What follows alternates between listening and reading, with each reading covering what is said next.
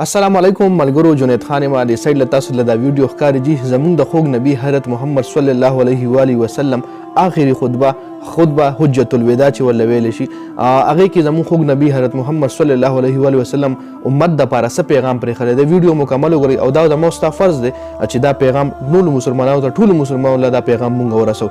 اخري حج چې کوم دی زموږ خوږ نبی حضرت محمد وسلم په 10 هجری 7 مارچ 632 عیسوي کې کړو او دا خطبه په هغه حج کې کړې وه میدان عرفات کې چې ټول مسلمانان ول رايوځي شو او زموږ خوږ نبی هغه خطبه وکړی. دا ویډیو مخکې ملګرو سره ضرور شریک کړئ د ثواب په نیت باندې چې کې زموږ رسول الله حضرت محمد صلی الله علیه وسلم څه فرمایلي دي هغه دا ویلي دي. تاسو له دې سایډ لا پر سکرین باندې اردو کې هم ښکاري اردو کې هم تاسو پړاولی شئ. زه له پښتو کې ترانسلیټ کوم چې ای خلکو ماله داسې نه لګي چې زه راتلونکي کال لکه راتلونکي حج کې دې ځای کې موجود یم. زما چې کومې خبرې دي دا په غور باندې واورئ او دا نورو خلکو له ورسوئ کوم خلک چې دې ځای کې اوس نشته لکه مونږ خلک یادولو ځکه مونږ خو هغه ټایم کې نه مطلب هغه خطبه خو مونږ لایف نه واورېدلې د حضرت محمد صلی الله علیه وسلم دومره خوش قسمته مونږ نو اوس هغه خطبه چې کومه ده نو هغه اوس تاسو سره زه شیر کوم نو ټولې وګورئ او مخکې ضرور شریک کړئ. څنګه چې ولوي ای خلکو دا ورځ چې کومه ده دا میاشت چې کومه ده دا د عزت او د احترام میاشت ده ځکه په دې کې مونږ حج کوو د دې غوندې څنګه چې دا میاشت د عزت ته داسې د بل مسلمان عزت هم داسې د بل مسلمان زندگی د هغه مال د هغه حرمت هغه هم د عزت دی. مطلب د حج هغه میاشت سره د مسلمان عزت د مسلمان مال هر څه چې کوم دی هغې سره یې کمپیر کړه وایي ته دا نشي چیړلی د بل مسلمان عزت نشي چیړلی د بل مسلمان مال نشي چیړلی د بل مسلمان مطلب هغه پسې پیټ پیچې خبرې نشي کولی. نمبر 2 پوائنٹ پا کیسے دے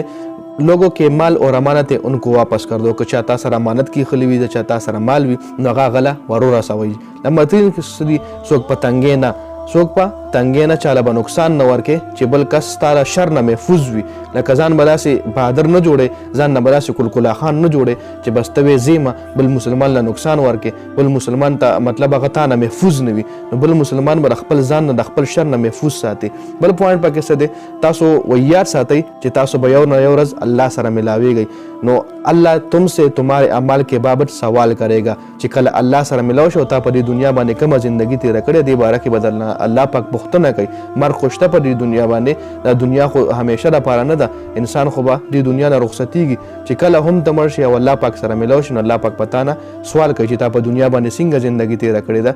بل کوم دی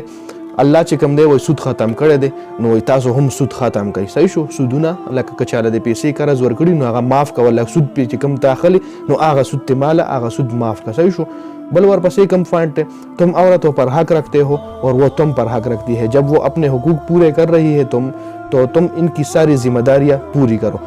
ستا په خپله ښځه باندې حق دی او د ښځه په تا باندې حق دی چې ښځه د ستا ټول حقونه پوره کوي نو ته هم کوشش کوې نه بلکې د هغې دا کوې چې لکه د هغې ټول حقونه به ته پوره کوې د هغې ټولې ذمہ دارانې به تا اخلي. بل عورتوں کے بارے میں نرمی کا رویہ اختیار کرو ښځو باره کې خودوں سره به نرم رویہ ساتھی. صحیح شو کیونکہ وہ تمہاری شراکت دار پارٹنر اور بولیوس خدمتگار زندگی گزار دیتی ہے. اگر ستا پارټنر هم ده او د ستا ټول عمر خدمت کوي تا له کپړې وینځي لکه د ښځو معامله کې زموږ خوږ نبی حضرت محمد صلی الله علیه و آله وسلم ډېر زیات نرم لهجه خپلو بیبیانو سره استعمالوله او ډېره زیاته مینه بیا ورسره کوله. صحیح شو. کبھی زنا کے قریب بھی مت جانا زنا ته جهت هم وایي مور دی. بل پوائنٹ چې کوم دی زما اے لوگو میری بات غور سے سنو زما خبره وایي په غور اورئ صرف الله کی عبادت کرو صرف د الله عبادت کوئ فرض منځونه ادا کوئ رمضان روجی نیسئ زکات ورکوئ که استطاعت درکې وي او وس دې کېږي نو حج به هم کې لکه دا چې کوم دي ارکان اسلام دي کلمه نماز روزه زکات حج دا د اسلام رکنونه دي 15 نو کلمه چې کوم ده دا خو غریب سړی هم ویلی شي کلمه نماز روزه دا درې چې کوم ارکان دي دا خو غریب سړی هم کولی شي. زکات او حج چې کوم دی نو که چېرې تا کې استطاعت وي الله پاک دولت درکړي نو زکات په خامخا ورکې حج به خامخا کې. بل څه پوائنټ دی هر مسلمان یو مسلمان د بل مسلمان ورور دی تاسو د الله په نظر کې برابر دی که هغه غریب دی که مالدار دی که تور دی که سپین دی تاسو د الله په نظر کې برابر دی. تقوا چې کومه ده برتري چې کومه ده هغه صرف د اعمالو په وجه ده چې د چا اعمال ټیک وي مطلب الله پاک ته رضا وي نو که غریب وي او که مالدار وي نو هغه الله پاک نه خوږ دی. دا نشته چې دا سپین دی دا تور دی دا مالدار دی دا غریب دی نو په دې کې به هم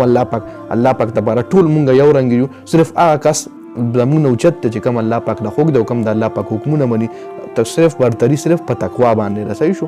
بله وی یاد ساتئ زموږ خوږ نبي هغه کوم څونه مجمع ول را جمع شوي ویلې وی یاد ساتئ تم کو ایک دن الله کې سامنے تاسو له به یو ورځ الله پاک ته مخامخ کیږئ او د خپل اعمال چې کوم دي د جواب به ورکوئ او زمانه پس گمراه کیږئ ما زمانه پس گمراه کیږئ ما دا وګوره اخر پوینټ وګورئ نن سبا تاسو وګورئ څومره فتنې جوړې دي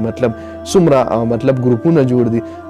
نو ډېر زیات د افسوس مقام دی بل پوینټ وګورئ او دا معیار ساتئ زمانه پس بل نبی نشته بل نوې دین به راځي زمانه پس زما خبرې ښه په سوچ سمجھ اورئ او ځان په فکر کوي ورئ زمانه پس بل نبی نشته دی زمون خوږ نبی والله فرمایله هغه مجمع چې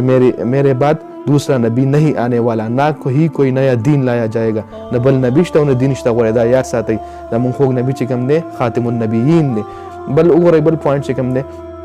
मैं तुम्हारे लिए दो चीज़ें हैं زمون خوږ نبی وی چې زه د دنیا نه رخصتېږم نو زه به تاسو له دوه څیزونه پرېږدم کم څیزونه قرآن اور میری سنت قرآن او زما سنت طریقې چې کوم دي چې که تاسو د دې پیروي کوئ نو تاسو به کله هم نه ګمراه کېږئ چې کله په قرآن باندې عمل کوئ او زما په سنتونو باندې عمل کوئ نو تاسو به نه ګمراه کېږئ بل پوائنٹ پکې سره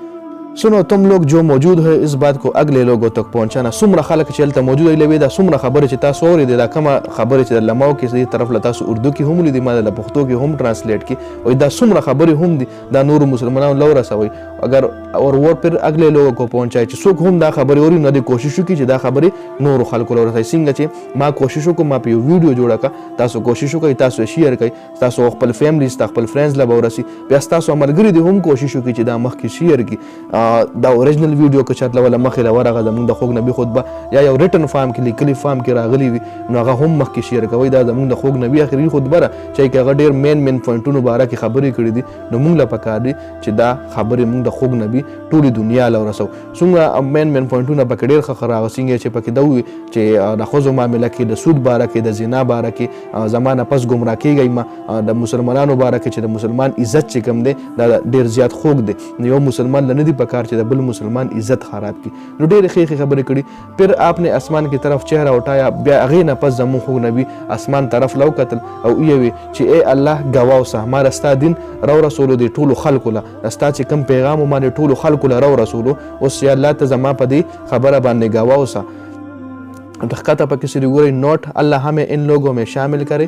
جو اس پیغام کو سنے پڑے اور اس پر عمل کرنے والے چې څومره هم الله پاک دوی مونږ خلکو کې شامل کی چې څوک هم دا پیغام ووري په دې عملو کې مخکې ملګرو سره شریک او خپل په هم عملو کې نو زموږ خوږ نبی ډېر ښې خبرې کړې په آخري خطبه حجت الوداع د حج په موقع باندې چې زموږ خوږ نبی له کله پته ولګېده چې بل سال راتلونکي کال کې دی شي زه د دې خلکو سره نه یم نو راشه چې کوم ستا په زړه کمې خبرې دي او ورسره ډسکس کړه نو زموږ خوږ نبی هغه ټولې خبرې ډسکس کړي ټولو مسلمانانو سره او دی والله هم وي چې دا خبرې غوره یاد ساتئ زه اخرنی نبی یم او زما نه پس وایي بل نبی نشته دی زموږ خوږ نبي والله فرمایل نو بل نه دین راتلونکی دی او د یو مسلمان د بل مسلمان عزت باره کې د زنا ډېرې ښې خبرې چې هغه نن سبا تقریبا زموږ دا کم نوې جنریشن دی نوې سکې چې کوم اوسنۍ زمانه ده نو دا خلک یې نه فالو کوي نو دا یو شارټ غوندې ویډیو ما وې تاسو سره هم شریک کوم تاسو له هم پته ولګي چې زموږ خوږ نبي موږ له اخرنی پیغام څه پرېښی دی او آیا موږ په دغه پیغام عمل کوو او که نه کوو نو د ویډیو کتلو ډېره زیاته مهرباني ویډیو مخکې ملګرو سره شریک کړئ جنید خان افیشل چینل هم سبسکرایب کړئ پیج هم لایک کړئ ډېره زیاته مننه والسلام